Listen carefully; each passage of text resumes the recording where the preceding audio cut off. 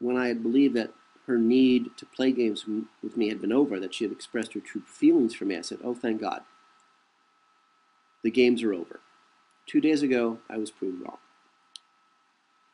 In that instant, in that very moment when she struck out at me yet again, something inside of me died.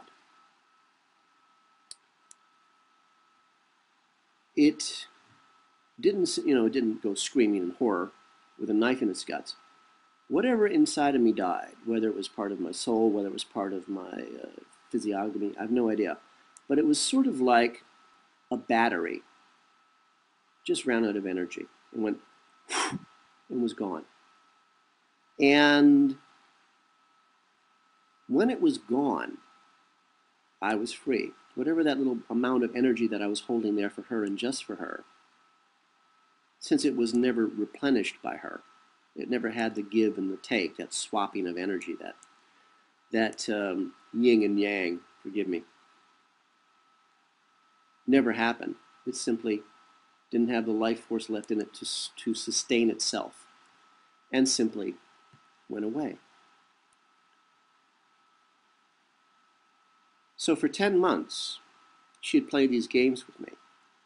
And that final time when she slapped me down, and she'd been slapping me down every week now for the last 10 months, except, of course, over Christmas when she ignored me for 6 weeks completely, and only appeared, again magically, after I'd had a second date with a local girl who was 10 years younger than she is, did my soulmate all of a sudden reappear in my life. Because she always knows when I'm around other women, and she appears instantly to make certain that she can, I don't know. I don't know what the goal is. But that morning when she reverted to her old true self, something in me, as I say, just died. And there I was walking down the street with her, trying to hold her hand as she glared at me. And I felt it die. And I was free. It was some part of me, some part of my soul that had loved her beyond life, beyond reason, and it just died. And then after it died, reason stepped in. Just 5 minutes after we met there on the street on our way to a business meeting, my whole life, it changed. She no longer mattered to me at all. She had gone that one step too far. Last week, she was ready to throw me into her bed and keep me forever. Today, she was back to playing games. She pretended it never happened, and all I got was, aren't you rude to even say that to me? That never happened. My love died in that moment. After 10 months of hope, of patience, of understanding, of sheer pain, and unmerciful agony. As I said, she could feel my emotions, hear my thoughts. I could feel her emotions, hear her thoughts, which just added to the lies she was telling me. I even finally managed to shut myself down to a point where I could not feel her or hear her at all. But in that moment, it was over. Now you're asking yourself, so what? Big deal happens to everybody. What's the big deal? So what, you ask? So everything. Since now that my natural empathy for people is no longer set on, high, I can now become the leader I should have been 20 years ago. If not for my endless concern for the inner well-being of every person I've ever met, I could have had the strength and the will, the determination to be able to disregard people's feelings to achieve the project, for their own good, of course. And now I have that, and now I understand Alice, the old witch, much, much better now. All my life she's been trying to look out for me, to take care of me, to protect me, but she's been too busy to be polite about it. Now I understand. She's fighting, for lack of a better word, a war. And she's trying to keep me alive in a war zone. So she doesn't have time for the niceties of, hi, how are you, how are things? She just says, go that way, don't be an idiot. Because she's got other things to do. She did, however, when I was very small, have a picture book that she had drawn for me.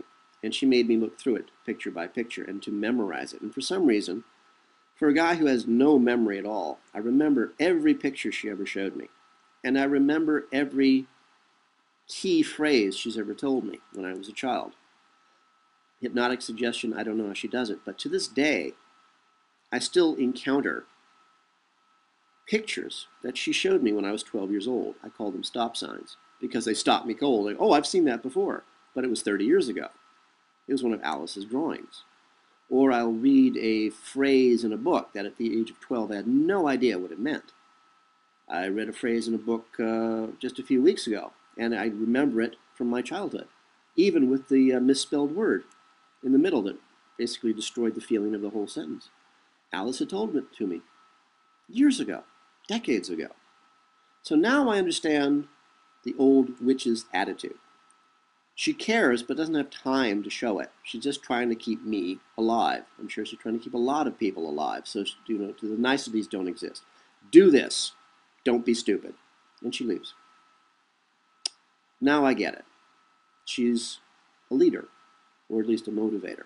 I prefer to be a motivator. Let somebody else lead. I still don't want to lead, but until someone else steps up, I'm stuck with the job. So, again, what gets us to the point of the story? Who will live in the village? I'll tell you now, for those of you who have not yet guessed it, I am not politically correct.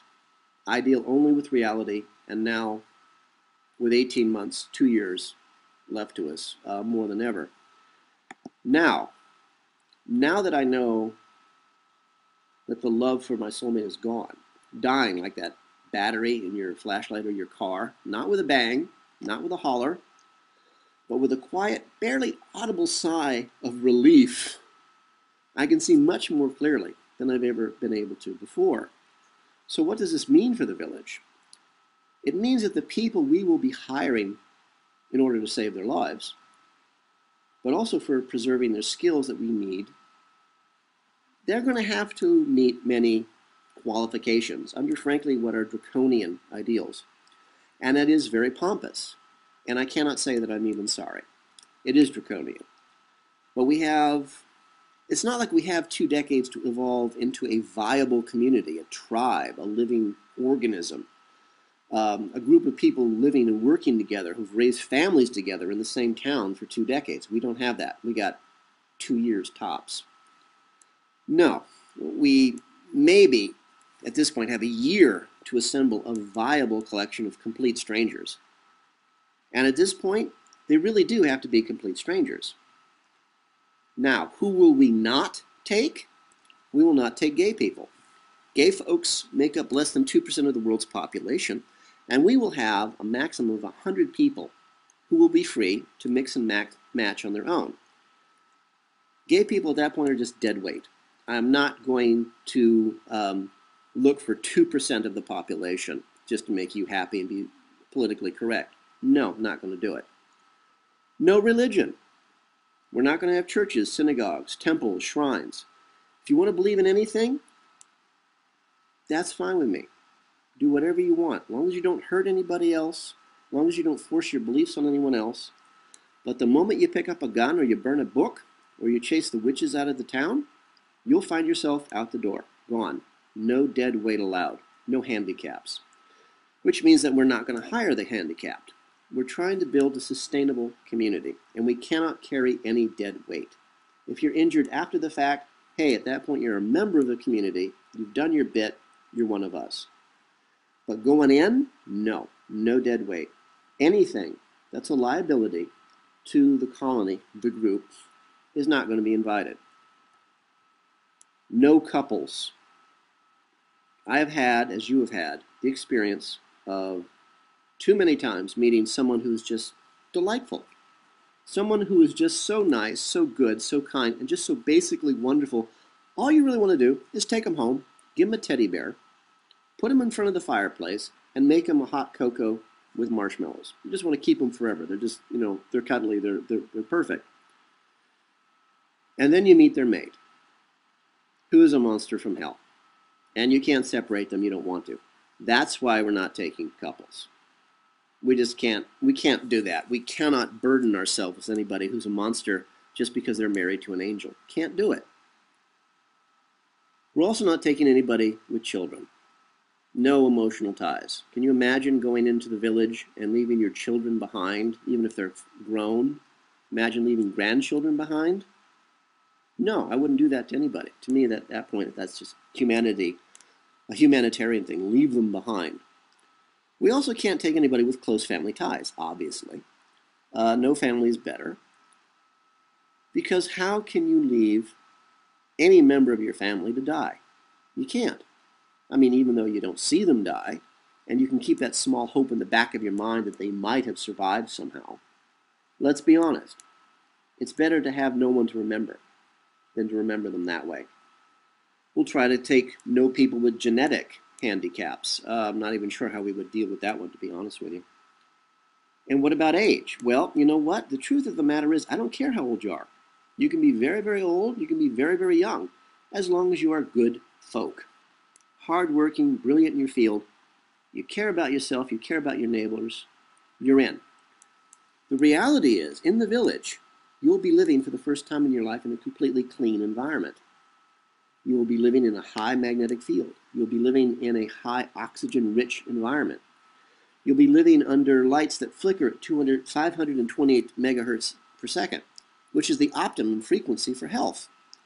You'll be drinking clean water. You'll be eating clean food. Again, probably for the first time in your life. And there's not going to be poisons in anything.